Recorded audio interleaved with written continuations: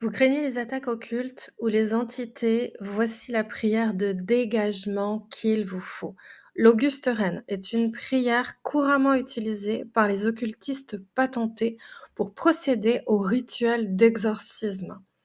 Je n'ai pas d'intérêt approfondi dans le domaine de l'occultisme. Je traite ces questions sur un plan purement énergétique, comme l'hygiène de notre aura et de nos corps.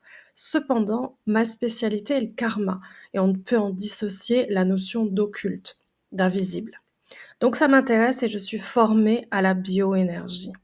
J'ai appris, entre autres sujets, le dégagement d'entités. Je l'ai intégré à mon travail quand c'était nécessaire pour ma clientèle. Vous trouverez sur odysseyindigo.com le protocole de dégagement des entités complet sous la rubrique Transmission. C'est une formation à petit prix et entièrement digitale que vous suivez à votre rythme et en toute autonomie.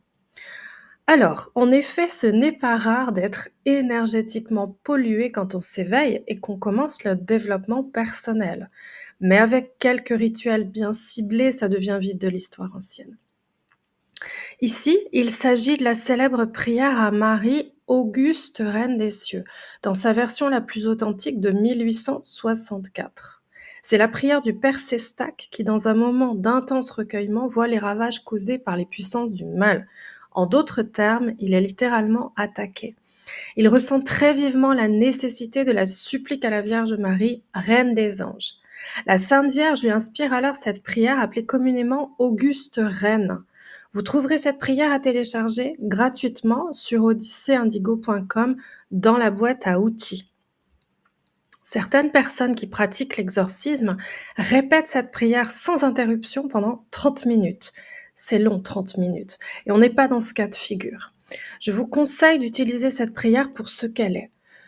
Comme toutes les prières, c'est justement un assemblage de mots vibratoires. C'est un encodage de protection, un code d'activation de haute fréquence. Ici, les énergies mariales qui protègent la personne qui la répète et qui vibrent ces fréquences. Pratiquez cette prière comme un rituel en 3 répétitions à 2 reprises dans votre routine quotidienne, c'est suffisant. Utilisez-la sous sa forme scientifique, c'est-à-dire servez-vous d'elle comme d'un outil d'évolution qui modifie vos énergies pour les élever. Je vous recommande de ne pas tomber dans la psychose des forces sombres, de la magie, de l'occultisme. C'est une spirale dangereuse qui ne vous procurera aucun bien. Ces énergies se nourrissent de la peur qu'elles suscitent.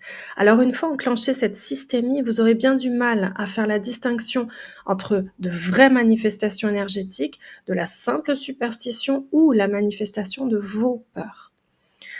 Nous vivons dans un monde, une dimension causale, ce qui signifie qu'on manifeste le sombre avec beaucoup de facilité. Nos zones d'ombre deviennent notre réalité et on l'oublie en se croyant victime. Prenez soin de vos pensées et de votre vibration avant toute chose. Faites confiance à vos énergies qui sont lumineuses puisque vous êtes ici avec moi. Vous êtes protégés. Suivez mon petit guide pratique. Si vous vous trouvez dans la crainte d'être pollué par une ou plusieurs entités, ou si vous ressentez ce qu'on identifie comme des attaques, calmez-vous, rassurez-vous et ne cédez pas à la peur. Ça fait encore baisser vos vibrations et ce ne sera pas recommandé dans ce moment précis. Les énergies sombres existent, c'est incontestable, mais on est attaquable seulement quand on est vulnérable, quand on vibre bas, quand on a peur. Par exemple, si on est fatigué, triste, frustré, impuissant, stressé, déprimé. On devient alors des ports d'attache pour des entités qui se nourrissent de basses vibrations. L'autre cas de figure possible est que cette entité, généralement il s'agit d'une unique entité, soit depuis longtemps dans vos énergies, comme un squatteur, ce qui explique parfois la mélancolie, les fatigues chroniques et les dépressions. Du moins, ça peut constituer une explication alternative. Ce sont des attaques énergétiques d'un plan de conscience invisible, d'une fréquence différente de la nôtre. Il s'agit de bases astrales de 4D. Ce n'est pas notre plan, donc si vos énergies sont hautes, si vous vibrez les bonnes fréquences, vous serez beaucoup moins enclin à être colonisé par des énergies sombres, et ça ne se produira plus. Les personnes qui travaillent sur eux, les éveillés, ont peu de probabilité de rencontrer ce genre de problématique parce que leur fréquence s'élève à mesure de leur progression. Ils sont donc protégés naturellement. Le champ électromagnétique, l'aura des personnes en parcours d'éveil devient un bouclier infranchissable. Le bas astral s'infiltre par les fissures, les failles de notre aura. Si vous travaillez sur vos corps énergétiques, vos perceptions changent, vos pensées s'élèvent, vos paroles sont positives. Même si on ne peut vibrer la 5D que de brefs moments, on se rendra compte qu'on vibre la 4D, l'astral, la plupart du temps, une fois éveillé. Ce qui reste relativement confortable en bénéficiant d'une bonne protection. Je vous en propose plusieurs dans les capsules de ma boîte à outils. Concrètement, vous ne subissez plus le squat ni les attaques quand vous maintenez votre taux vibratoire élevé.